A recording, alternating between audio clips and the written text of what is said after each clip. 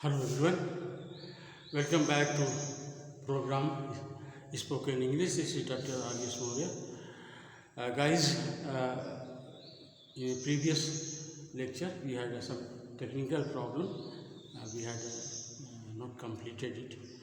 So let's start from the rest, say the basics. I was just discussing general assessment in interview, how the candidates are assessed, evaluated in the interview, and that is general. General means that any interview, any sort of interview, the interviewer will like to have a certain kind of candidates. So that is one thing. So three points we had already discussed, and fourth point is basics. Students should know the basics. Basics का मतलब होता है कि what is required. So that if you are educated person, basics of education is reading, reading, writing, and mathematics, and also certain reading, writing, and then discipline also. Discipline in the sense that if you do not have discipline, you cannot learn basics. So basics plus discipline. So if you have been disciplined student throughout your school life, throughout your college life, you might have learned something better than other students. So that discipline is one thing, and the basics that you have been attentive to the all classes from the right beginning to the end. So basics means that every basic points that make you educated, that reading, writing, and mathematics, and after that discipline of it. In discipline, if you have been disciplined student, you must have taken part in sports, you must have taken part in debates, you must have taken part in discussions, you must have taken part in NCC, or so many national service scheme also, NSS. So if you are disciplined, you may have gone through all these things. So all the schools, your respective schools have gone through you, and your respective universities have gone through you. So this is the best way that you can express that your entire institution has come to your mind. So there should be basics. Then hobbies. In hobbies, actually students do not understand the proper meaning of hobbies. Any kind of inclination apart from your main work is called hobbies. से पढ़ने की इच्छा करना विशेष स्थिति में, या जो है गार्डनिंग की तरफ आपका ध्यान देना, पेड़ पौधों से ज़्यादा लगाव होना, जानवरों से ज़्यादा लगाव होना, किसी ऑर्गेनाइजेशन के प्रति ज़्यादा लगाव होना, या किसी जो ह्यूमन जो वेलफेयर्स है उनके प्रति लगाव होना, जैसे बच्चों के का है, गरीब के प्रति, ऑर्फन हैं, अनाथ हैं उनके प्रति, बुढ़े हैं उनके प्रति तो लगाव होना और उनके काम करना, ये हॉबी कहलाता है। खेलना तो हॉबी में नहीं हो सकता, होता है तो छोटा ये इंडोर गेम्स को आप कह सकते हो, लेकिन खेलना तो जैसे फुटबॉल खेलते हैं और ये तो यू कैन नॉट से कि फुटबॉल खेलना हॉबी है। ये फुटबॉल खेलना तो मस्ट है। आजकल फुटबॉल और ये सबको हॉबी नहीं कहिए, हॉबीज़ ये सब कहिए जो आपको जो ह्यूमैनिटीज़ में आपको हेल्प करते हैं, जैसे सर्विंग, तो ये सब हॉबीज़ है। तो प्लांट्स, एनिमल्स, फ्लावर्स, ये सब से लेकर के ये हॉबीज़ बहुत तरह के हॉबीज़ होते हैं। काउंट कर कीजिए, जैसे प्लांट्स से संबंधित हो सकता है, एनिमल से संबंधित हो सकता है, ऑर्गेनाइजेशन हो सकते हैं,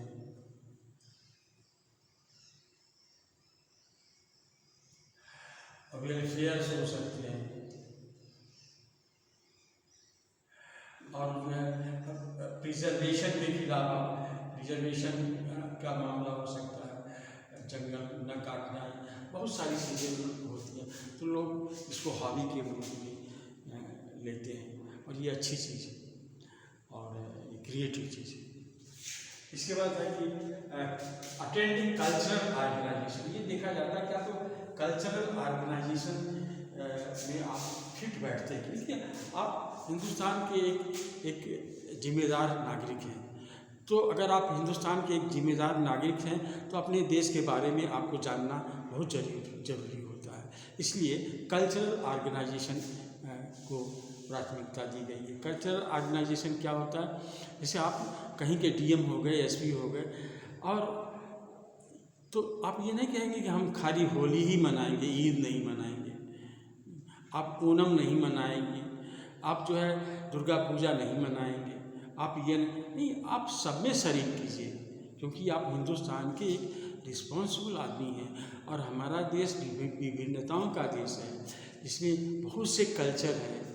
बहुत अब हर कल्चर में आपको शरीक होना है, जाना है, उसके बारे में जानकारी रखनी है, कैसे मनाया जाता है, कौन लोग मनाते हैं, इसमें किस तरह की रस्म है, रिवाज है, किस तरह की सारी चीज़ें जो है ये होती है।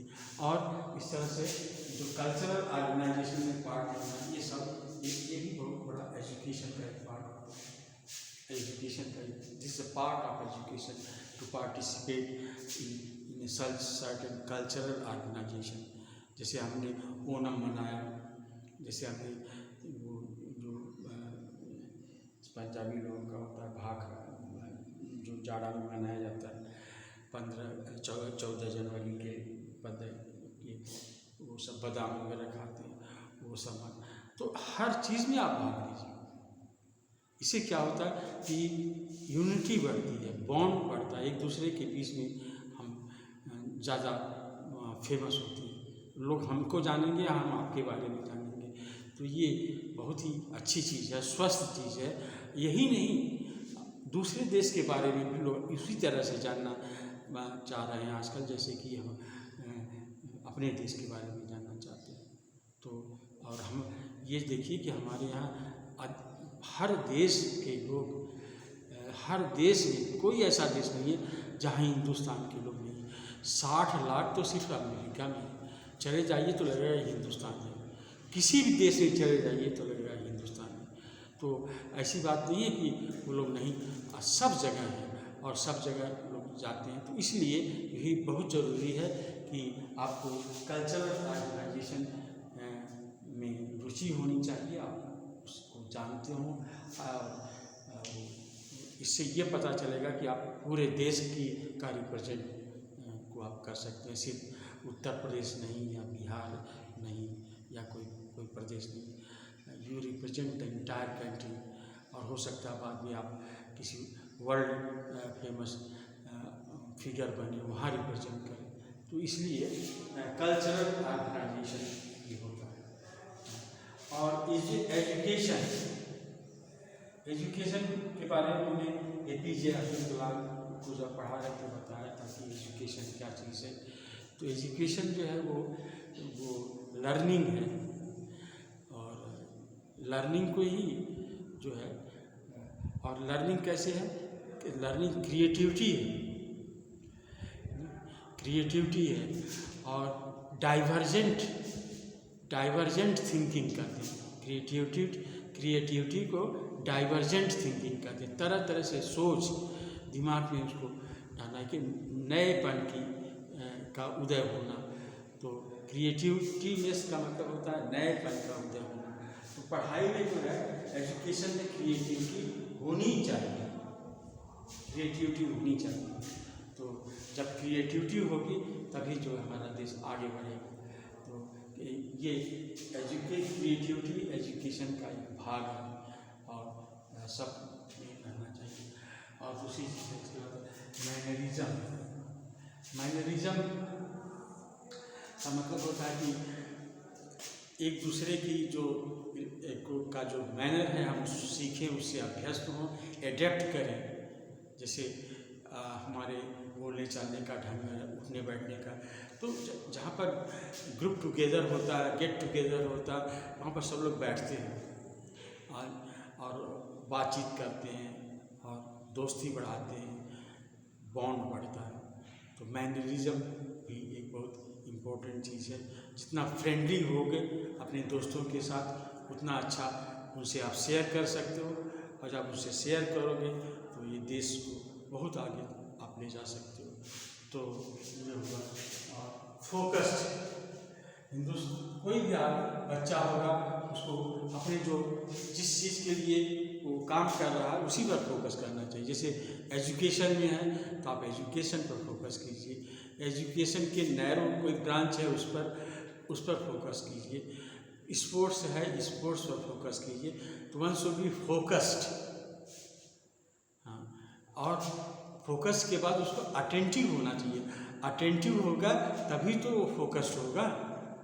अटेंटिव का मतलब होता है कि एकदम चेतना होनी चाहिए, उसको हरदम अलर्ट रहना चाहिए, तभी वो फोकस रहेगा।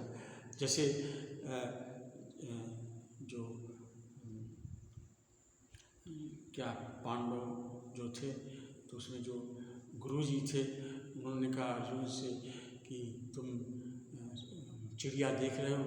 तो अर्जुन ने कहा कि नहीं, हम चिड़िया ही नहीं देख रहे, चिड़िया का आँख देख रहे हैं।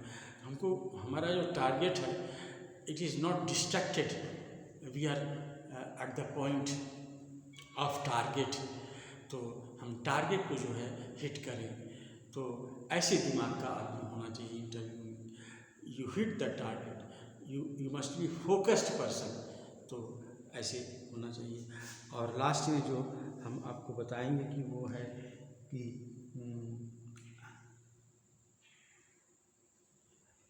टेबल मैनर आपको होना चाहिए।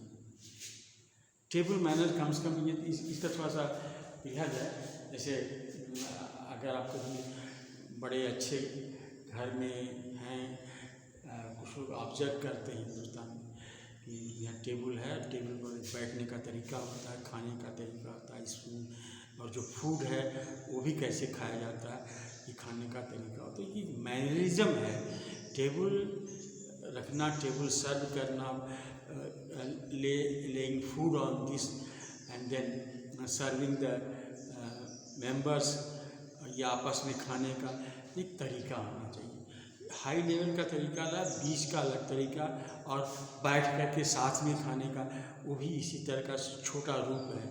तो we should have that kind of sense कि आप जब खा रहे हैं तो उसमें भी मैनरिज्म होना ही चाहिए।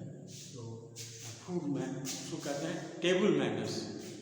नहीं देखते हो, जैसे जवाहरलाल नेहरू वगैरह ये अपने समय में टेबल मैनर्स जब बैठते थे, टाई कोट लगा कर ही खाना खाते। बहुत सा परिवार है और बहुत से ऐसे फैमिलीज़ हैं, आई नो स्पेशली, कि आप जो है आप जूता नहीं पहन कर भी गए हैं, आप टाई नहीं लगा कर नहीं गए हैं, तो आपको टेबल पर बैठने नहीं दिया जाएगा। और जब तक फुल ड्रेस में नहीं है तो आप नहीं बैठ सकते।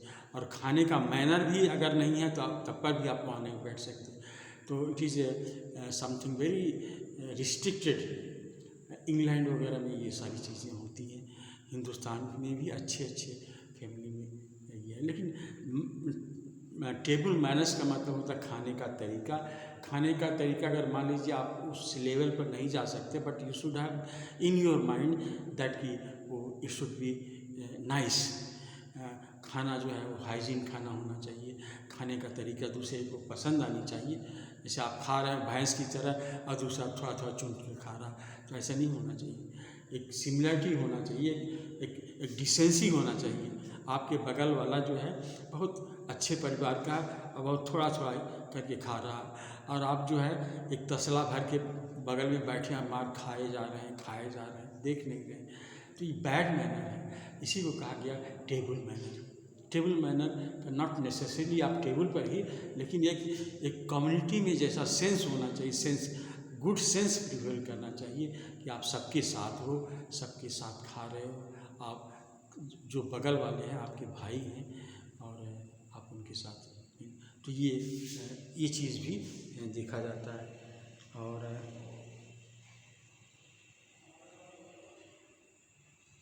और अवॉइड नहीं कीजिए किसी बात करने का भी तरीका, जैसे I don't know, very rude word I don't know. हमने एक वीडियो बनाया है जिसके आई डोंट नो को हम 12-13 तरीके से कह सकते हैं। उसमें हमने इसको, आप उसको देखिए, आई don't no, not always I don't no. आप आई एम सॉरी कह सकते हो, आई बेग योर पार्डन भी कह सकते हो, I am helpless, this is not the way sir, आप पोलाइटली कह सकते हो। आई डोंट नो ऐसा नहीं बोलना। ज़्यादातर लोग जो है बच्चे बोलते हैं, मैंने बहुत और देखा, मैं भी 10-15 साल से इंटरव्यू बोर्ड में रहा हूँ, मैंने देखा बहुत से बच्चे आते हैं, कहते हैं कि मैंने ये नहीं पढ़ा है, वो नहीं पढ़ा, और रफली दे से because I have not studied how can I get answer. तो ये ऐसा चीज़ नहीं कहना चाहिए, बोलना चाहिए कि I am so sorry sir, I have not gone through it and my subject was this and that. तो ऐसे नहीं कहना चाहिए कि आई don't no, it is out of syllabus, ऐसा कुछ नहीं होता। कोई सिलेबस से बाहर की, इंटरव्यू में सारे प्रश्नों का उत्तर आपको देना चाहिए और you are expected to answer. और नहीं आता है तो आप साइलेंट रहिए, you beg the pardon, excuse me बोलिए और साइलेंट हो जाइए, but don't interrupt, don't use rough word. So this is all for today. These things you have to take. So thank you very much.